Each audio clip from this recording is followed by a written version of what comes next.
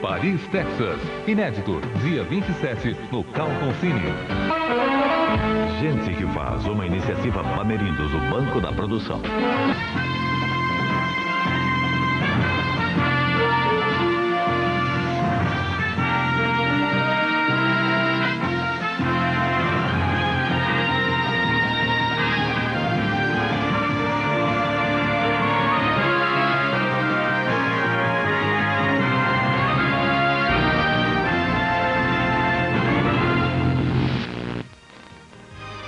Como empregado, ele trabalhou até em circo. Como empresário, começou num fundo de quintal com uma máquina que ganhou de presente e outra comprada com dinheiro emprestado. Hoje, comanda 10 fábricas e 4.500 funcionários. Para resolver o problema da falta de mão de obra na sua região, ele decidiu virar o jogo. Levou as fábricas para perto das operárias e instalou creches para que elas pudessem trabalhar tranquilas. Ele investe todo o lucro da empresa em atualização tecnológica e na formação de funcionários. Uma receita que atrai clientes até da Alemanha. Boa noite. Hoje nós vamos contar a história de Pedro Donini, criador da Marisol, a quarta maior produtora de malha de algodão do país. Apesar de instalado no interior de Santa Catarina, ele conseguiu projetar a sua empresa para além das fronteiras do Brasil. Você vai ver como ele conseguiu isso daqui a pouco, depois dos comerciais.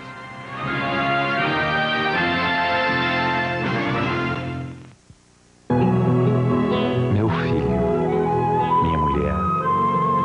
Não consigo mais imaginar o mundo sem eles. Às vezes fico me culpando, achando que poderia fazer mais e melhor para garantir um futuro tranquilo para os dois. Mas acho que estou fazendo o melhor que posso. E acho que, de alguma forma, eles também sabem disso. Poupança automática, Bamerindos. A vida por inteiro.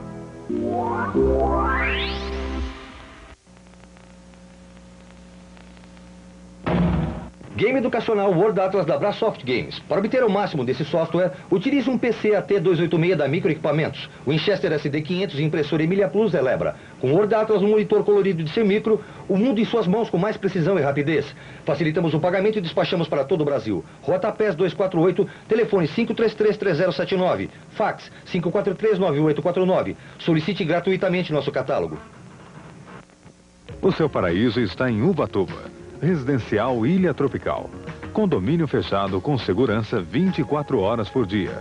Casas confortáveis com 3 e 4 dormitórios. E completa infraestrutura. Tudo perfeito para muito lazer e descontração. Você merece um lugar no paraíso. Residencial Ilha Tropical. Incorporação MMP. Construção Posan. Informações pelo fone 703100. Donatelli da São Gabriel.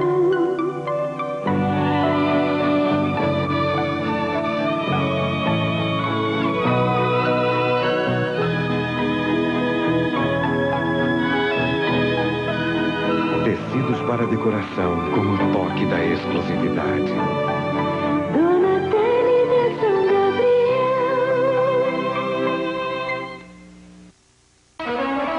Gente que faz, uma iniciativa Bamerindos, o Banco da Produção.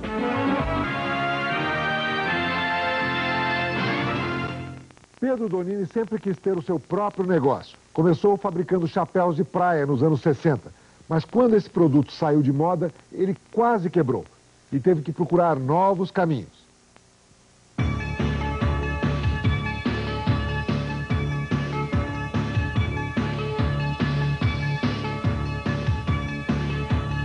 Camisetas, moletons, vestidos. Nos últimos 50 anos, a malha tomou conta do guarda-roupa do brasileiro.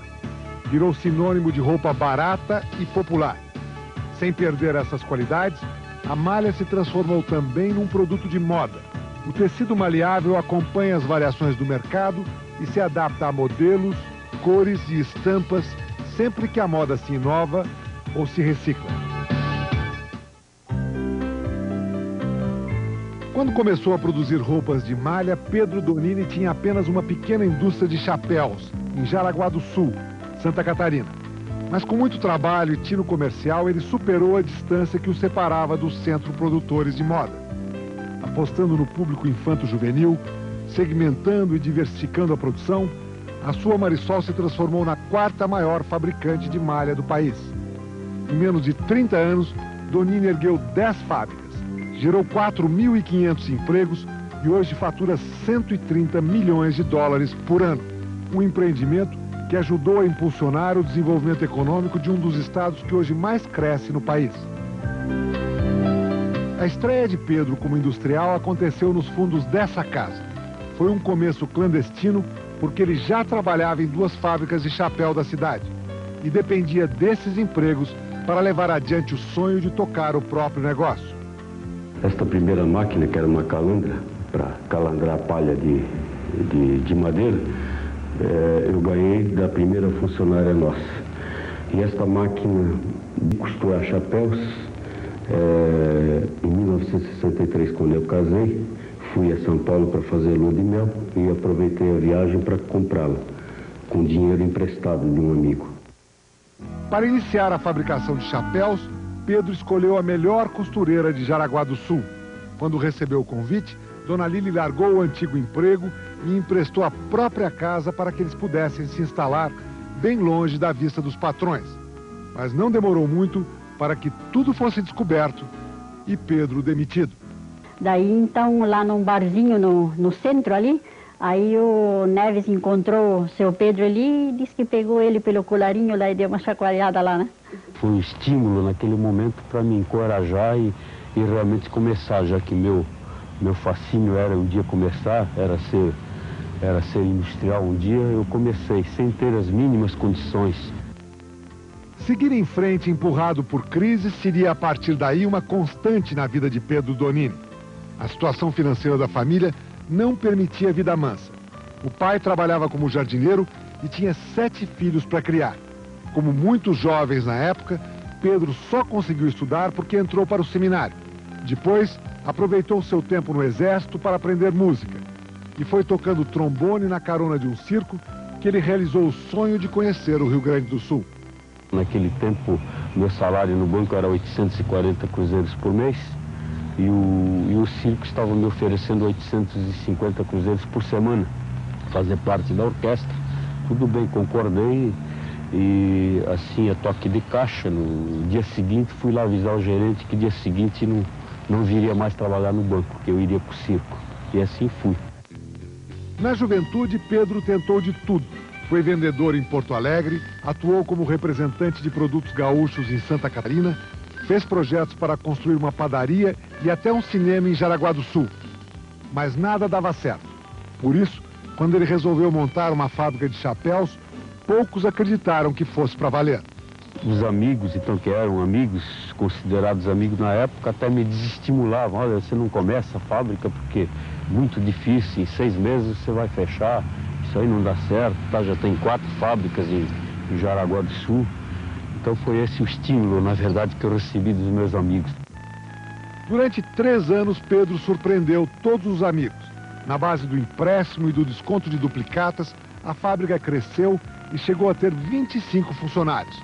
Ao mesmo tempo que progredia, a empresa conservava o estilo de uma grande família. No começo, quando a fábrica era mais pequena, nós fazíamos muita excursão para a praia, sempre no verão, ele sempre acompanhava tudo, né? Era com um carro pequeno, um carro maior, a turma toda daí em geral, nós combinava tudo junto, né? Apesar do sucesso, a Marisol não conseguiu sobreviver ao fim da moda do chapéu de praia, o seu único produto. Pedro então se viu diante de um novo desafio: mudar de ramo para não perder a própria empresa. Eu conheci um pequeno fabricante de malhas aqui em Jaraguá e que, por coincidência, também não estava bem de vida. A empresa dele estava muito pequena, atravessando dificuldades, mas eu vi aí uma oportunidade de somar forças. Fizemos a fusão e começamos então a produzir malhas. Pedro entrava pequeno e inexperiente num mercado já dominado por grandes empresas. A sua estratégia foi não concorrer diretamente com os líderes. A Marisol passou a explorar faixas diferenciadas de consumo, apostando na segmentação. Todos nós já temos uma visão de segmentação. Então sabemos que podemos ganhar dinheiro segmentando e explorando mercados onde ou a concorrência não tem atuação muito forte, ou existem brechas, nichos, como nós chamamos, que podem ser explorados. Marisol, roupa para qualquer momento e para qualquer movimento. Encontrar o seu nicho de mercado foi o primeiro passo do sucesso.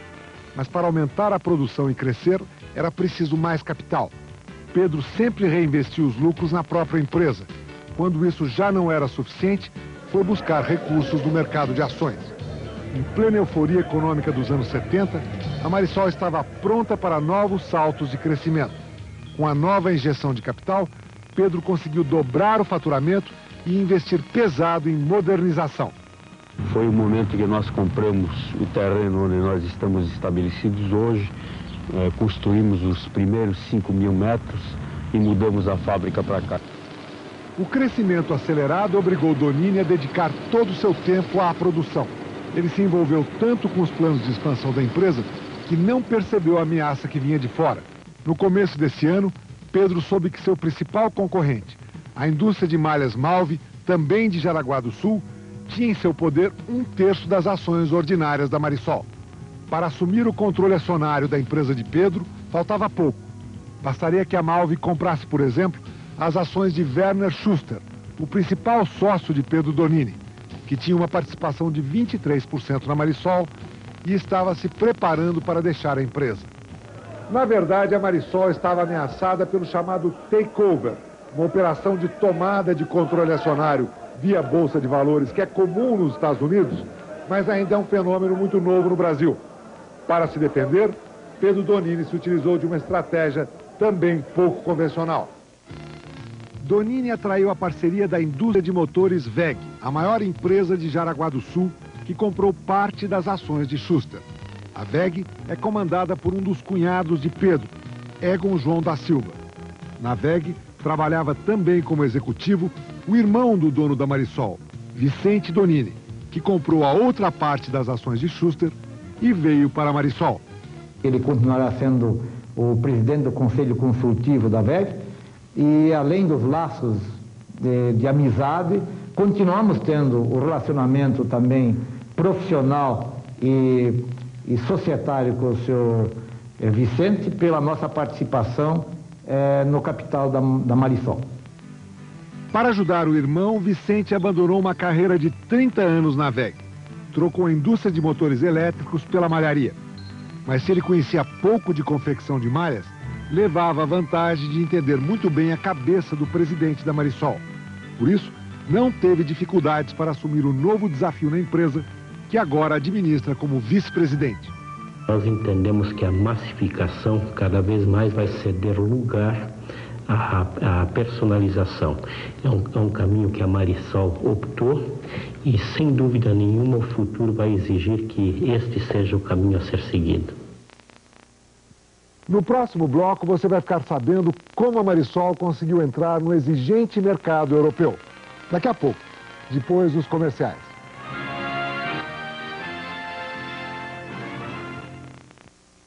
O seu paraíso está em Ubatuba, residencial Ilha Tropical.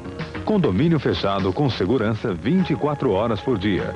Casas confortáveis com 3 e 4 dormitórios e completa infraestrutura.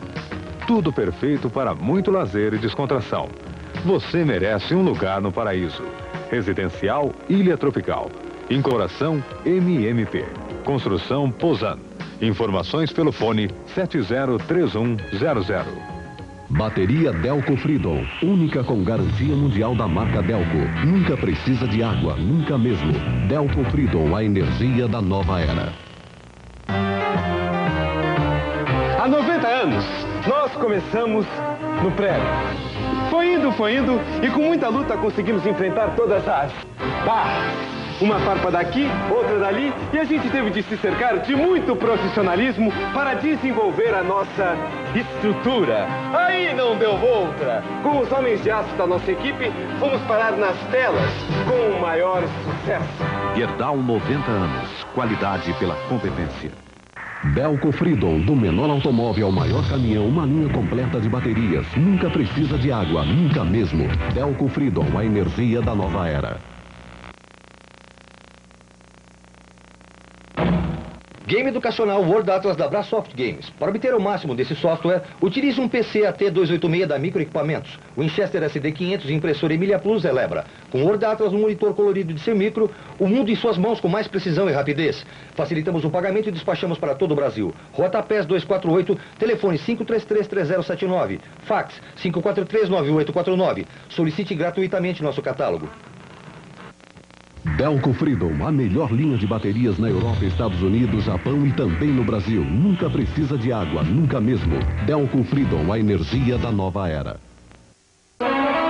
Gente que faz, uma iniciativa Bamerindos, o Banco da Produção.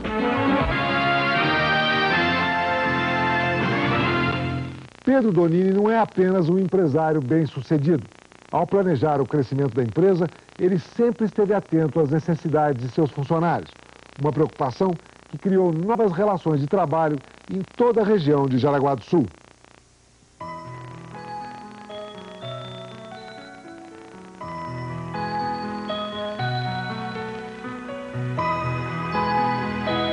Ter uma creche para os filhos ao lado do local de trabalho é o sonho de toda mãe que precisa trabalhar fora.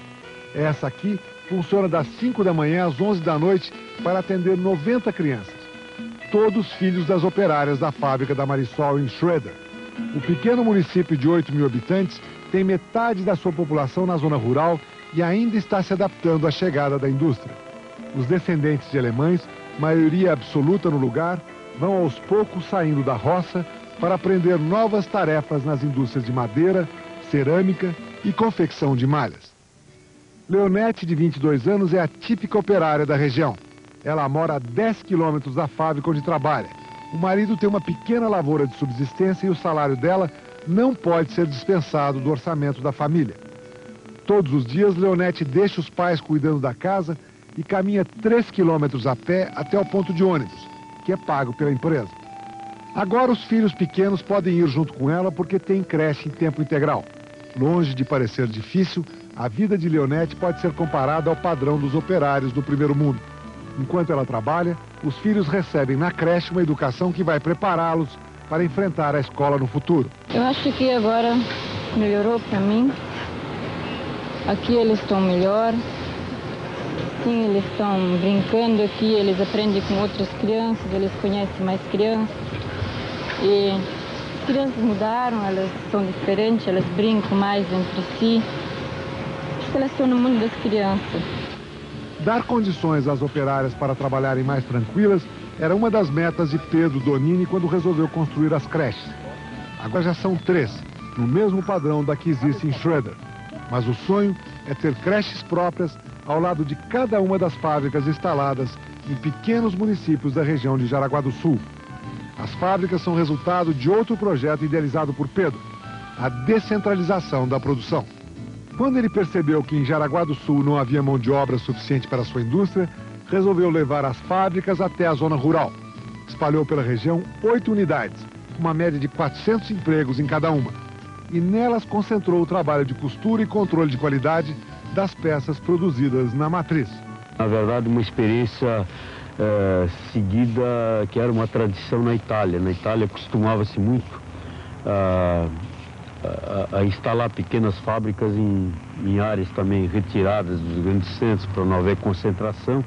Então nós seguimos à risca esse ensinamento que foi muito interessante. A estratégia da Marisol de descentralizar suas unidades fabris efetivamente propiciou para que não houvesse um inchaço urbano maior do que nós temos hoje.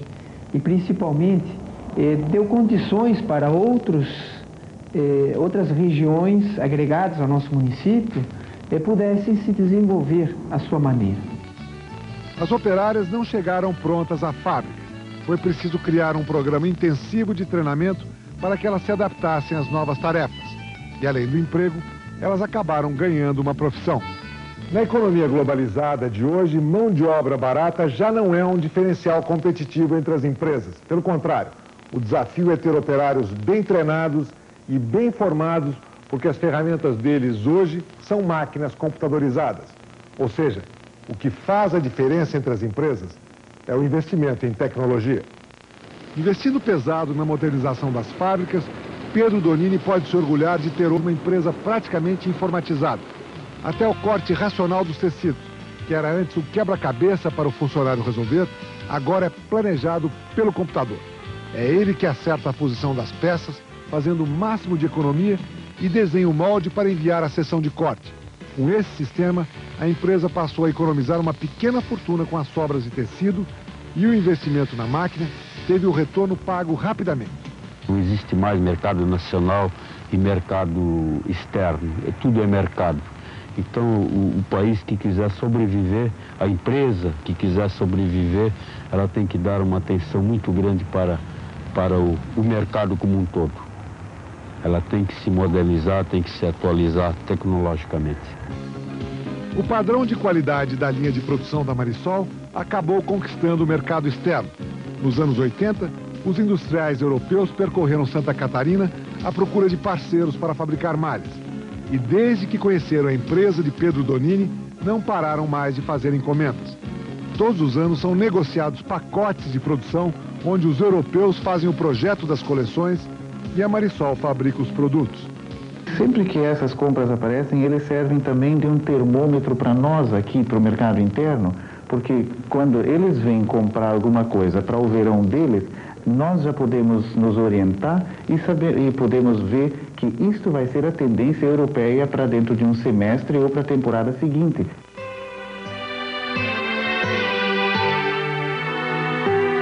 Com as coleções sempre atualizadas e um padrão de qualidade testado pelos europeus, a empresa vai conquistando também novos mercados na América Latina. As exportações já representam 7% do faturamento. Nada mal para uma empresa que começou no fundo de um quintal e em menos de 30 anos se expandiu em 55 mil metros quadrados de fábrica. Aqui na fábrica as pessoas trabalham normalmente em turnos de 9 horas. Quando uns entram, os outros saem. Mas entra turno, sai turno, tem alguém que está sempre aqui trabalhando. O nome dele é Pedro Donini.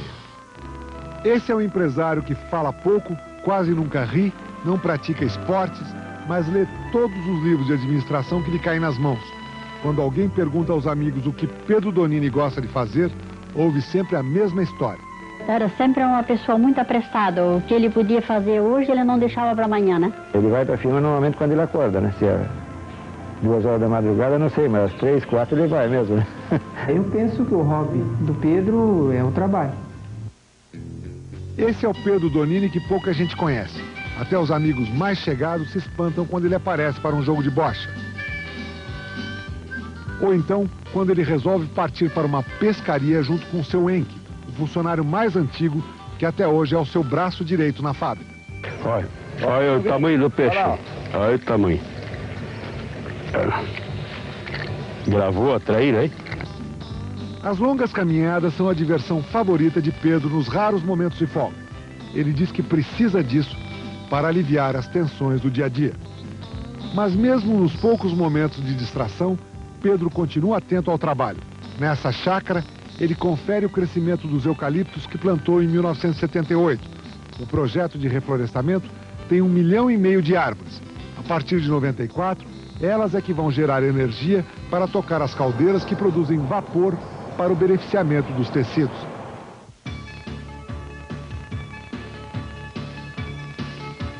Criatividade e agilidade são a matéria-prima desse departamento. Aqui, todo o trabalho de criação tem que se adequar aos segmentos de consumo atendidos pelas várias marcas da empresa. Cada uma delas tem o seu público-alvo. O sucesso das coleções depende de uma receita que alia a moda do ano ao preço que o mercado está disposto a pagar.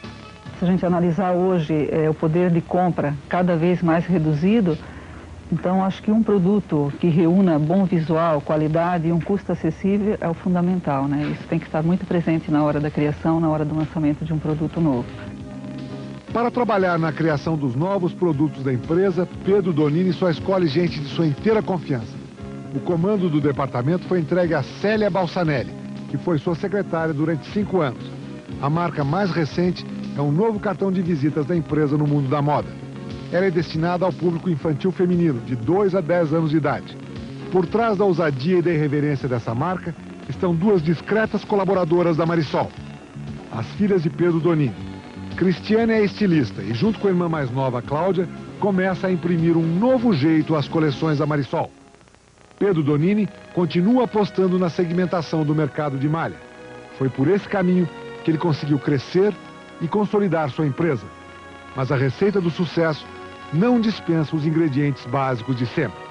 Humildade, bastante trabalho, os pés no chão, como se costuma dizer, acreditar naquilo que se faz, trabalhar com as pessoas, trabalhar de uma forma participativa com o pessoal.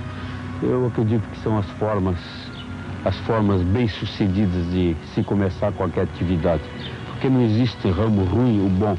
É o empresário que faz o ramo ser bom ou não bom. Na próxima segunda-feira, nós vamos estar aqui de volta com mais um programa da série Gente que Faz. Boa noite e até lá. Assista agora Jornal da Noite, depois Bandeirantes Internacional. Amanhã, 10 da noite, no Honda Cine Emoção, 9h30, Semanas de Amor. E dia 29, na Super Sessão Filco, um grande sucesso do cinema, Nos Bastidores da Notícia.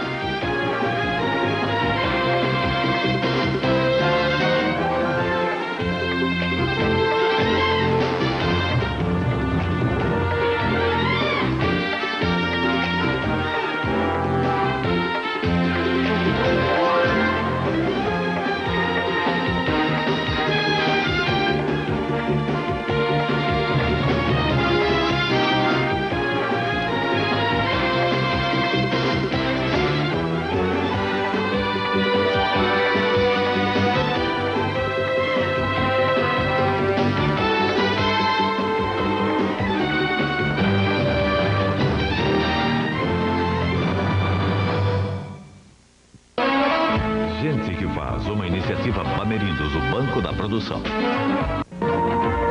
Tecnos informa. A seguir, mais uma atração da Rede Bandeirantes.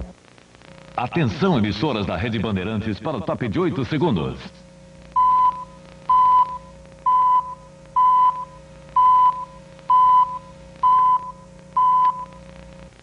Paris, Texas. Inédito, dia 27, no Carlton Cine. Boa noite, aqui Dácio Arruda pela Rede Bandeirantes de televisão. O Exército promete apurar denúncia de fraude em licitação. Já o líder do PFL na Câmara quer apurar denúncia de tráfico de influência para aprovação do novo orçamento da União. Em outro tipo de tráfico, o de drogas, o deputado Jabes Rabelo faz acusações à Polícia Federal. O jogador Neto do Corinthians se defende, mas é condenado na Justiça Desportiva e, com mais sorte, o cangaceiro Lampião é absolvido pelos pernambucanos de Serra Talhada e vai ganhar estátua patrocinada pelo Banco do Brasil. Minha gente, este é o país que João Paulo II deixou hoje depois de uma visita de 10 dias. Começa aqui o Jornal da Noite.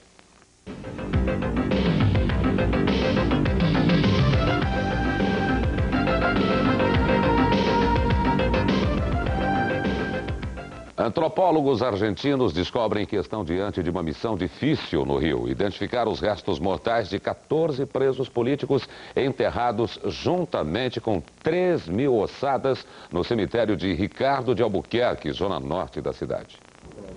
A vala onde estão enterrados os presos políticos foi aberta no mesmo lugar onde as escavações começaram há um mês. Os operários usaram máquinas para furar o concreto. As famílias que ainda procuram parentes mortos não conseguiam esconder a ansiedade estampada nos rostos e gestos. Uma hora depois do início das escavações, surgiram as primeiras ossadas. Os antropólogos argentinos, que vieram ao Brasil ajudar na identificação dos desaparecidos, começavam a primeira etapa de um difícil trabalho: separar com muito cuidado os ossos espalhados na terra. Para evitar que as ossadas se misturem ainda mais, os peritos dividiram a vala em 30 partes iguais. A ideia é escavar pelo menos 1 metro quadrado do terreno por dia. Os peritos argentinos já sabem que tem pela frente um grande desafio: identificar, no meio de 3.000 ossadas, os 14 presos políticos enterrados no cemitério de Ricardo de Albuquerque. E numa outra investigação, o presidente Collor exige do Ministério do Exército que apure denúncias de superfaturamento na compra de uniformes. A licitação daria um prejuízo de 80 bilhões de cruzeiros ao Ministério. Incluindo as botas, este conjunto de combate pode ser comprado nas lojas por 22.500 cruzeiros. Mas mesmo depois de uma licitação, o Ministério do Exército pode autorizar a compra deste mesmo conjunto por 88.500 cruzeiros. Traduzindo isto para um universo bem maior de artigos para os militares, o Exército, caso a licitação seja homologada, pode gastar 130 bilhões de cruzeiros, ou seja, 80 bilhões a mais do que o valor real de mercado. A denúncia levantada pelo jornal O Globo deixou o presidente Fernando Collor impaciente. Ele determinou ao ministro do Exército, Carlos Tinoco, que voasse do Rio de Janeiro para Brasília para que ele mesmo apurasse esta possível irregularidade na compra de materiais. Um assessor do Ministério confirmou que o Exército paga mais caro pelos uniformes, mas por culpa do próprio Estado, que demora a liberar os recursos. Assim, as empresas cobram mais para compensar a inflação. Enquanto isso, Brasília também está agitada com mais denúncias, agora envolvendo o orçamento da República. E o relator da Comissão Mista do Orçamento, o deputado João Alves, do PFL baiano, pode até ser afastado. O deputado é acusado de favorecer suas bases eleitorais na distribuição de recursos da União. Com o poder sobre a distribuição de bilhões de dólares todos os anos, ele descobriu formas de privilegiar interesses próprios. Uma delas é destinar mais verbas a uma pequena cidade baiana, onde ele recebe votos, do que a capitais como Fortaleza. Esse ano as acusações se repetem, mas dessa vez denunciam um acordo prévio com o próprio governo, preocupado em garantir a íntegra do orçamento. Qual a sua impressão sobre essas denúncias que atingem o deputado João Alves? Eu não tenho impressão sobre coisas sérias. Eu tenho pontos de vista firmados. E só vou firmar depois de ouvir os companheiros e o próprio deputado João Alves. Qual é a tendência da sua decisão? Eu vou ouvir o deputado João Alves e quando ouvir as razões eu vou analisar o que devo fazer, ouvindo os companheiros do partido, ouvindo o senador Marco Maciel e ouvindo meus vice-líderes e a minha bancada. Ainda em Brasília, o deputado Jabes Rabelo, de réu, se diz vítima. Ele acusou a Polícia Federal, nesta segunda-feira, de ter forjado um flagrante para incriminá-lo num carregamento de cocaína em dezembro passado. Em resposta, a Polícia Federal declarou que o deputado Jabes tem de apresentar provas disso à Justiça e não limitar-se a falar com a imprensa. O capitão do Corinthians, o Meia Neto, enfrentou agora à noite o pior adversário da carreira dele, o Tribunal de Justiça Desportiva de São Paulo. E por ter cuspido no juiz num jogo contra o Palmeiras há 10 dias, Neto foi condenado a 120 dias de suspensão. Muito bem, Dastia Rude, hoje nós estivemos acompanhando o julgamento do caso Neto 1, 2, 3, 4, 5. Muito bem, Dastia Rude, hoje nós estivemos acompanhando o julgamento do caso Neto, um caso polêmico, onde o jogador recebeu 120 dias de punição. Está aqui o companheiro Juarez Soares, que também acompanhou esse julgamento, já que a pena do Neto vai até o dia 18 de fevereiro e seus advogados poderão até recorrer, falando sobre esse assunto, Juarez. Bom, na verdade, há uma pergunta aqui, o Neto disse que esperava uma pena de 3 meses. Ele recebe 4 meses. 120 dias. Então, acho que não está muito fora daquilo que o Neto esperava. Agora, o andamento do julgamento na área esportiva é completamente diferente de um julgamento da área civil e criminal. O advogado do Corinthians, que defendeu o Neto, poderá recorrer ao Tribunal da Confederação Brasileira de Futebol. E aí, então, poderá se reduzir a pena. O que me parece muito claro, e está me dizendo aqui o assessor de imprensa do Corinthians, que o advogado vai recorrer para tentar diminuir essa pena. Havendo uma tênue possibilidade de que, em diminuindo essa pena no Tribunal Superior da CBF, que o Neto possa ainda jogar o Campeonato Paulista, o que é pouco provável. Então ele fica fora do Campeonato Paulista e pega o comecinho do Campeonato Brasileiro do outro ano. O Neto vai descansar 10 dias no spa, disse ele aqui, depois volta aos treinamentos e continua a sua vida normal, sem poder jogar partidas oficiais. Já em Pernambuco, o famoso cangaceiro Lampião, absolvido pela população de Serra Talhada, vai agora virar estátua. O Banco do Brasil e a Embratur acabam de anunciar que vão patrocinar em bronze a imortalidade de Virgulino Ferreira da Silva. Lampião nasceu na cidade de Serra Talhada em 1877 e teve sua imagem reabilitada através de plebiscito no último dia 7 de setembro. Veja a seguir, a Brastemp não vai mesmo cancelar as demissões de trabalhadores. E o presidente Collor não gosta de um novo plano inventado para a economia. O presidente chama o plano K de quilo de bobagem.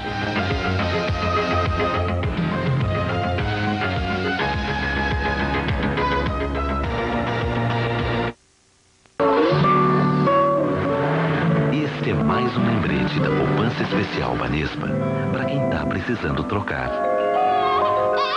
Este é para quem está esperando filho. Esse aqui é para quem quer comprar. E esse é para quem quer comemorar. Tudo que é especial fica mais simples com a poupança especial Banespa. Lembre-se de você. Deposite já. Estes cartões são aceitos em mais de 170 países.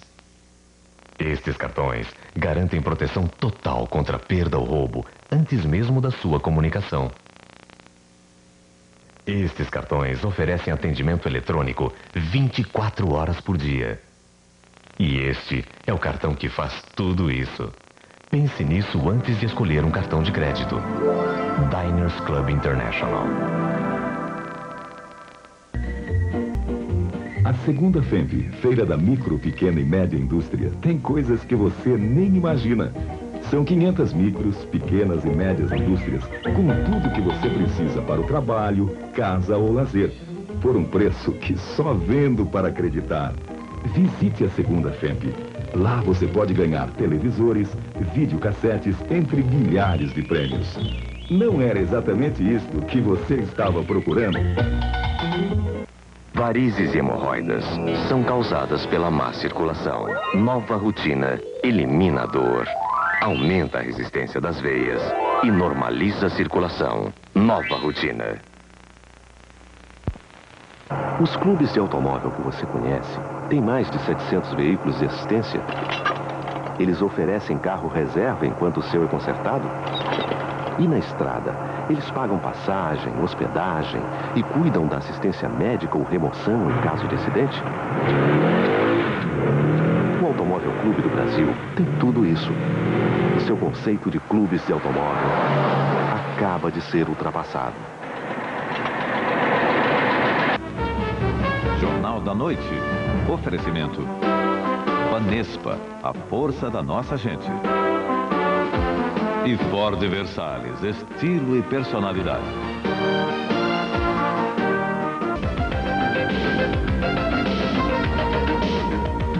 Cerca de 1 bilhão de cruzeiros. Todo esse dinheiro vai ser para quem acertar o próximo concurso da cena, porque no último ninguém conseguiu marcar os números certos da cena principal e o prêmio ficou acumulado. Só tem um detalhe, para jogar essa semana o apostador já vai pagar mais caro. A Loto e a Sena tiveram um reajuste de 33% e a Loteca subiu 25%. E do jeito que as coisas vão, só mesmo ganhando na loteria. E mesmo assim, a partir de hoje os remédios também estão mais caros, 19%. Os descontos de 75% para as ligações interurbanas só valem no horário entre a 1 e 5 da madrugada. Quem ligar entre as 9 e o meio-dia ou entre as 2 e as 6 da tarde, paga o dobro. O próprio governo sobe preços e autoriza reajustes, mas hoje anunciou a volta de um antigo recurso para conter a onda de altas. A partir da próxima semana, fornecedores, atacadistas e comerciantes vão ter de novo suas margens de lucro controladas na venda de alguns produtos. A lista divulgada nesta segunda-feira inclui 53 itens dos setores de alimentação, higiene e limpeza. E as demissões na Brastemp vão continuar. A reunião de hoje entre sindicalistas e a diretoria da empresa acabou dando em nada.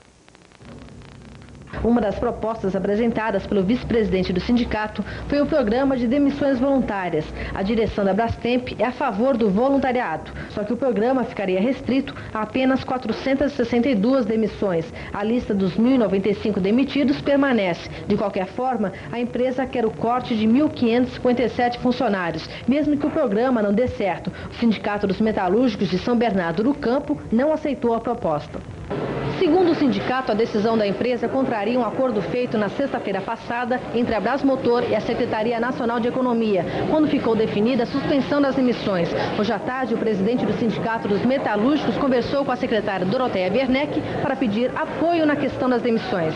Espero que a própria Doroteia, como o Miguel Etnick, vou procurá-lo inclusive, como a direção da própria Brastemp, cumpram o que foi deliberado. Nós abrimos um voluntariado oferecendo uma média de 1 salário e 6 meses de assistência médica. E a nossa proposta ao sindicato foi que, caso esse número exceda os 462, nós daríamos preferência por reintegrar parte desse contingente de 1095, porque o nosso número, a nossa necessidade continua sendo de 1.557 funcionários. O Ministério da Economia está preocupado com as demissões, mas esse é apenas um dos inúmeros problemas que ele tem no momento. O principal deles é fechar logo o projeto da reforma tributária para que seja aprovado o mais rápido possível.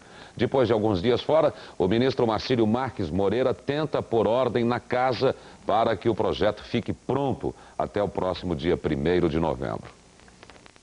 O ministro Marcílio Marques Moreira chegou de viagem e encontrou a casa de perna pro ar. A desordem no 5º andar, onde fica o gabinete do ministro, é que o gabinete vai passar por uma grande reforma. Mas as mudanças vão ficar restritas à reforma do gabinete. A equipe continua a mesma. Mesmo assim, há problemas com alguns principais secretários do ministro. Doroteia Werneck encontra dificuldades na condução da política de preços. O secretário de Planejamento, Pedro Parente, já manifestou o desejo de deixar o cargo. E o secretário da Fazenda Nacional, Luiz Fernando Veliche, se desentendeu com o presidente Fernando Collor e com o governador de São Paulo, Luiz Antônio Fleury Filho. Mas ele disse que não é hora de arrumar as gavetas. Não tem. Nós estamos trabalhando ainda. Tem muita coisa para fazer.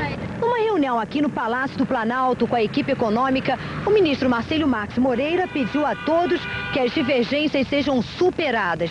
O ministro quer que a equipe trabalhe unida e com pressa para concluir o projeto de reforma tributária que vai ser anunciado no dia 1º de novembro. Pelo projeto, quem ganha até 3 salários mínimos deve ficar isento do imposto de renda na fonte.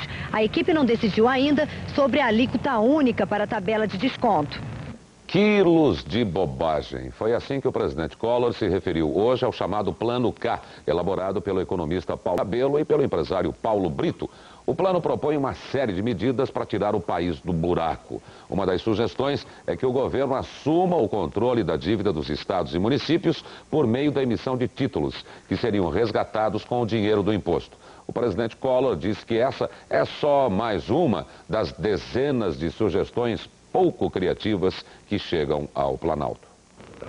Em alguns casos, os autores dessas sugestões fazem vazar para a imprensa ou informam a todos de que entregaram ao presidente da República um plano que é revolucionário, que vai salvar as finanças públicas e assim por diante. Quando isso rigorosamente não é verdadeiro. Quer dizer, isso é uma prova de extrema autoestima, não é? De pessoas que se dão um valor maior do que eventualmente realmente tenham.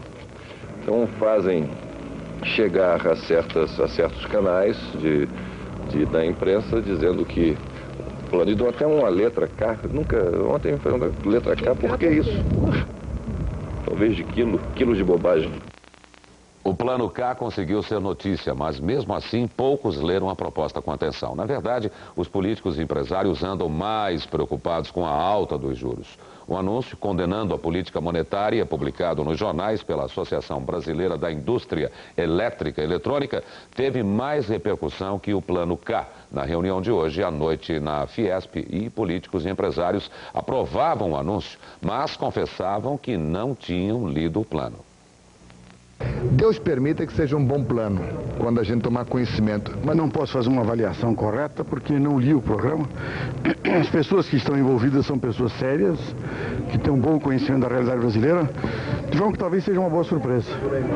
Qual a sua opinião sobre o informe publicitário que a ABIN divulgou, criticando fortemente a política de juros altos do governo? Eu estou convencido, e isso não é de agora, de muitos anos, e a boa teoria econômica mostra isso. A partir de certo ponto, a taxa de juros real corta a oferta mais depressa do que a demanda. E é certamente um fator inflacionário. Eu acho que o governo está cometendo um grave erro neste momento. E a campanha da ABIN aponta para esse erro. Eu acho que em vez de colocar o pé no freio, o pé no breque da economia, o governo faria melhor se colocar o pé no acelerador da economia, deixar produzir mais e manter os níveis de preço através da ampliação da produção. E por causa das críticas que vem recebendo, o presidente Collor retomou hoje o hábito de escrever bilhetes para o seu porta-voz Cláudio Humberto com mensagens para destinatários não identificados. Numa das recomendações que fez ao porta-voz, o presidente, parafraseando Humberto de Campos, diz que a sociedade deve ser alertada para que tenha cuidado com as pessoas que reclamam, porque, na verdade, o que elas querem é manter os seus casamentos com o Estado em regime de comunhão de bens. Veja em instantes. Antes de chegar a Roma, o Papa manda mensagem ao povo brasileiro. O fogo está destruindo florestas e casas na Califórnia. O pior incêndio do século já matou 10 pessoas.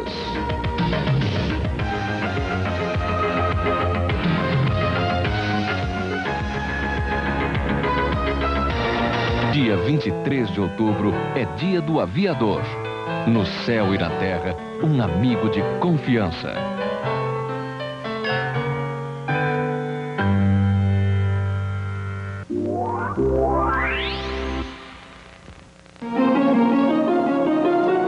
Na Universidade de São Francisco, os cursos de matemática, engenharia eletrônica, mecânica e civil e a informática abrem para a comunidade novos horizontes, criando em cada profissional a consciência de participar da construção de uma sociedade competente, igualitária e humana.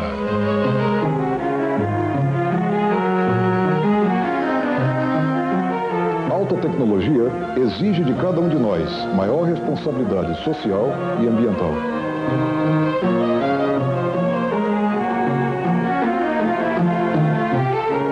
A vivência desta consciência ecológica e da justiça, presente cada vez mais na vida da universidade, transformará esse país.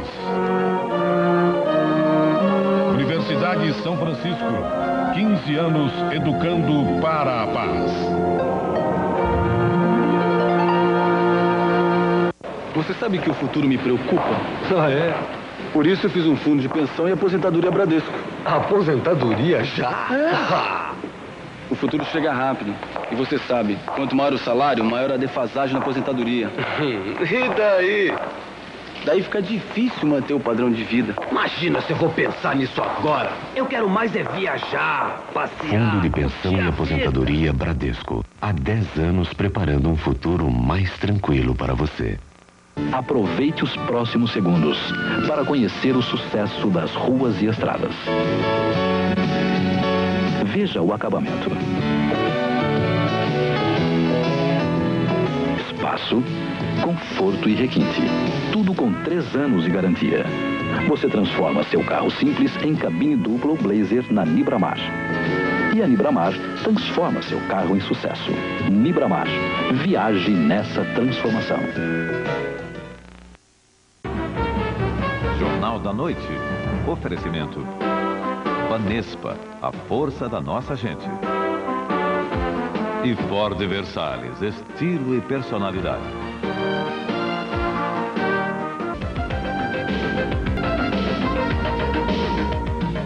Um jovem de 17 anos sequestrou hoje um avião Tupolev no aeroporto de Praga, na Tchecoslováquia. Ele libertou os passageiros, mas mantém o comandante como refém. O sequestrador exige 1 milhão de marcos alemães e que o Tupolev decole para a Líbia. Agora confira as outras notícias que movimentaram o mundo hoje. As florestas ao redor de São Francisco, na Califórnia, ainda estão pegando fogo. 500 casas foram destruídas pelas chamas. Dezenas de pessoas estão feridas. Muitas desapareceram. Por enquanto, 13 pessoas morreram. 5.000 famílias tiveram que deixar suas casas por causa do incêndio, o pior desse século. A Índia conta os mortos. Na Índia, pelo menos 400 pessoas morreram neste domingo por causa do terremoto de 6 pontos na escala Richter, que assolou a região norte do país, no estado de Uttar. Reforma agrária e privatização já. O presidente da União Soviética, Mikhail Gorbachev, abriu a sessão do novo parlamento e pediu aos deputados uma reforma agrária radical e também reformas profundas na economia, com um amplo programa de privatizações no país. A paz vai à mesa. O primeiro-ministro de Israel declarou que o Estado judeu vai fazer uma defesa intransigente de seus interesses na Conferência de Paz sobre o Oriente Médio. Por não concordarem que Israel se sente à mesa de negociações com árabes, 3 ministros do gabinete Shamir pediram demissão do cargo. De volta ao mundo. A agência oficial do Irã anunciou que os extremistas do Jihad libertaram o norte-americano Jess Turner, sequestrado em Beirute em janeiro de 87. O refém norte-americano Jess Turner está viajando para Damasco, segundo confirmou agora à noite o porta-voz da ONU, Nadia Younes. O secretário-geral da ONU, Javier Pérez de Cuellar, que se encontra em Genebra, foi informado da libertação por seu emissário pessoal em Beirute, Gina Domenico Pico. Mas quem com certeza já está em casa no Vaticano é o Papa João Paulo II. O Papa encerrou hoje cedo em Salvador sua segunda visita ao Brasil. Foi uma maratona de 10 dias em 10 capitais de estado. O Papa percorreu 8.000 quilômetros nos deslocamentos aéreos que fez. Esta distância é maior do que uma viagem daqui até Roma, na Itália. E hoje, depois de toda essa peregrinação, o Papa se despediu do Brasil. João Paulo faz seu discurso de despedida. O Papa leva no fundo do coração o desejo sincero, a esperança viva de que a nação brasileira trilhe sempre pela senda da valorização da dignidade do homem, saiba acolher com generosidade o dom da vida, respeite e preserve a unidade da família, resguarde e defenda os direitos do homem no seu trabalho e no convívio social. Meu olhar se dirige a todos que sonham com uma vida melhor. O público veio participar e dar seu adeus.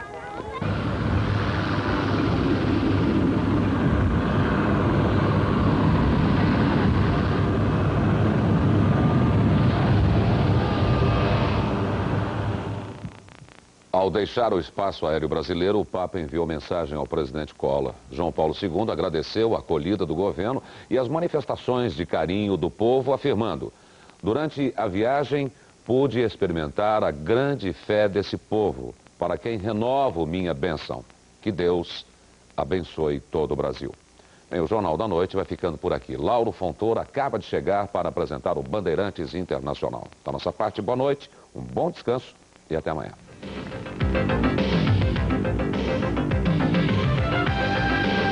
Amanhã, 7h20 da noite, Jornal Bandeirantes. E logo após, Esporte. 3º Campeonato de Clubes Campeões de Vôlei, Banespa e African. E dia 29 na Super Sessão Filco, nos Bastidores da Notícia.